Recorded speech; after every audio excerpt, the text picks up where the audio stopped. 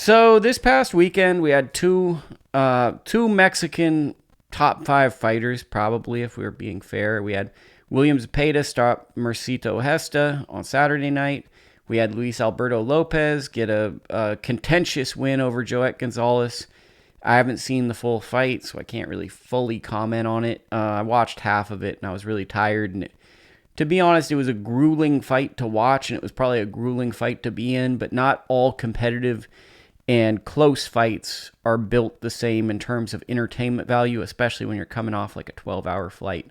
So I'll come around to that. So I'm going to have a super uninformed opinion on that one. That's great. But what we're here to talk about is, what is the future of Mexican boxing after Canelo leaves the sport? It was Mexican Independence Day, one of the biggest holidays, if not the biggest holiday in Mexico, with two Mexican fighters fighting, but neither of them were named Canelo Alvarez. What is in store for Mexico and Mexican boxing? Let's explore the topic in this video.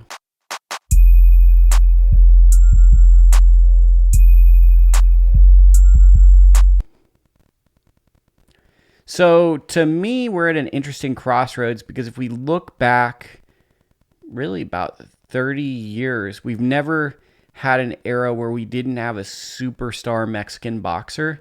And we could be entering that shortly unless someone kind of steps their game up. So when I'm a baby-ish, it was Chavez. Chavez was around for a while. Then we had the Mexican-American force of Oscar de la Hoya, even though he wasn't fully Mexican. And he wasn't beloved by the Mexican people per se for being a pretty boy. We still had de la Hoya in there. We had Fernando Vargas. Who was beloved by the Mexican people, even though he's Mexican-American. We had Eric Morales, Marco Antonio Barrera, Juan Manuel Marquez, especially Marquez after beating Manny Pacquiao, Canelo Alvarez. A lot of truly great Mexican fighters. And the thing about the Mexican fan base is they travel to fights. They love the fighters who fight with a guerrero, a warrior spirit in the ring. They're very much behind them. So currently, Canelo, it's pretty obvious looking at this, and maybe I'm in the wrong here. Canelo's kind of on a, hey man, I'm pretty rich, but I think I got it going on, but he's also showing signs of being like a rich oil tycoon right now. He's moved his camp to a place near like luxury golf courses in rural Northern California, not too far from where I am. Kind of closed camp. Very inaccessible. No one's really getting up there. We don't know how it's doing. We see him working out at a CrossFit gym in the all access videos. He's doing the mitts, the pads. He's giving us the tropes. Hey man, I've been hurt. You're going to see this fight. I'm going to be that guy, bro. You guys are in trouble for doubting me, etc., etc. But there is kind of like this warning sign when a fighter's talking about being happy. That's kind of like the beginning of the end. And I'm kind of seeing Canelo is finding a sense of peace that he didn't really have when he was pursuing greatness. So I think that kind of says that he's coming down from the mountaintop. Does that mean, I don't know, he's probably got about 3, maybe even 4 years left in the sport, but his window is closing. It's closer to the end than it is the beginning, and I don't think we're going to be seeing him fight 2 really competitive fights a year anymore. I think we might see 1 competitive fight and 1 attraction bout, and we might get that for 2 to 3 years, but I really think he's going to start to slow down and do 1 fight a year, 1 big fight, take his time, 18-month layoffs. That's where I think we're going with Canelo. Could be wrong. That's just the impression I'm getting into this camp.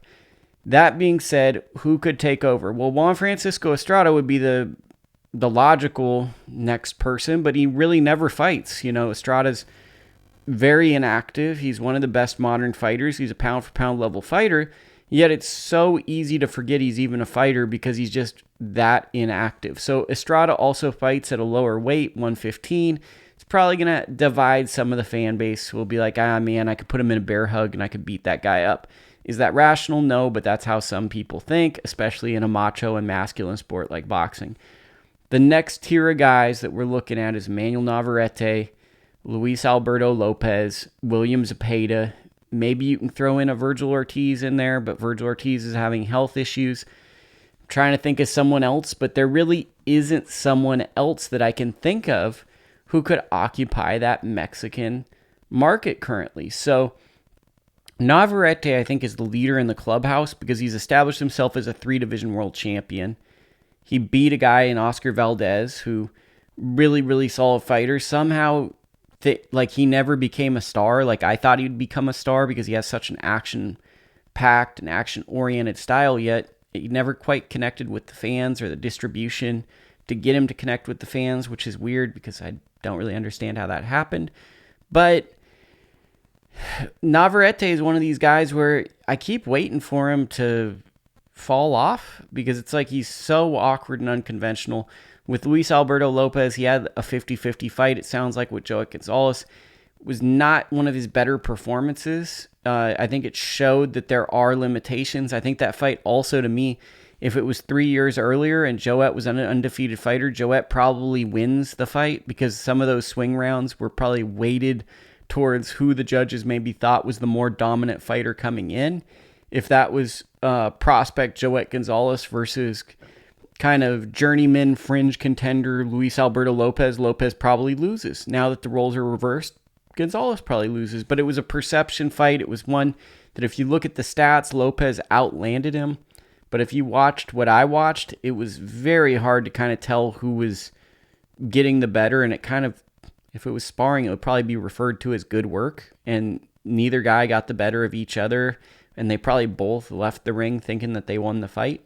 So that's the way I see it. But Zepeda is probably the closest, along with a guy I forgot, Isaac Cruz. Zepeda and Isaac Cruz are probably the closest to kind of taking over the reins of Mexican boxing. But it's interesting because we've gone about 30 years where we've always had someone that's like going to be the face of boxing in Mexico. And when Canelo steps down from his position in the sport, we could have a time where there's not really a face of Mexican boxing unless one of these guys emerges. So to me, I'm really looking at Zepeda, action fighter, throws a ton of volume, or Isaac Cruz, a guy who hits really hard. People love knockouts. You knock people out.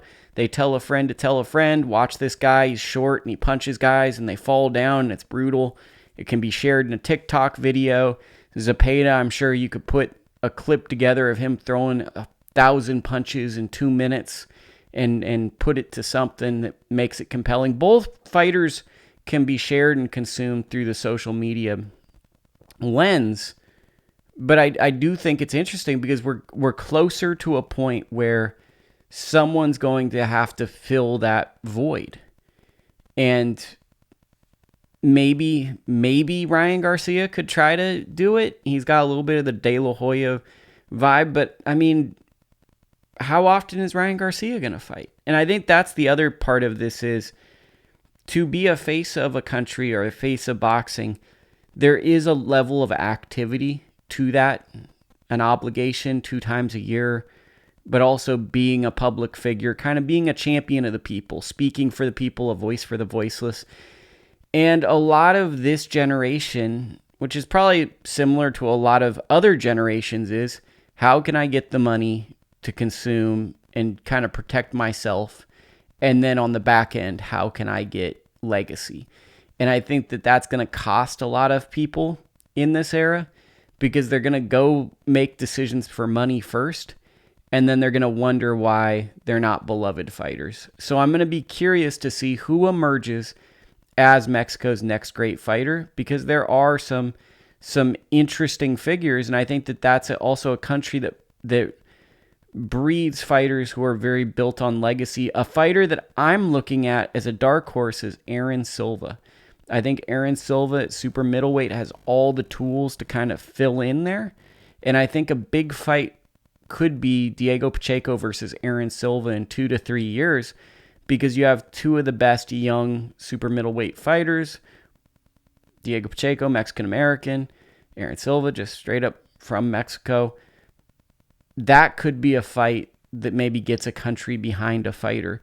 But I think it's a curious case because we often think, okay, Mexico's going to always have, or I think at least, Mexico's always going to have great fighters. We're just always going to see a superstar boxer coming from Mexico. And look, Emmanuel Navarrete, 5 years ago came, took a B-side fight. Now he's a superstar, essentially 3-division world champion. Trending towards like an Eric Morales type fighter, just keeps jumping up in weight classes, keeps being offensively gifted, maybe not the most fundamentally sound, but he's just down. But it's going to be interesting to see who can fill up arenas, who can sell to them. Who do the Mexican people choose as the next boxing figure after Canelo Alvarez? So I want to throw it to you in the comments.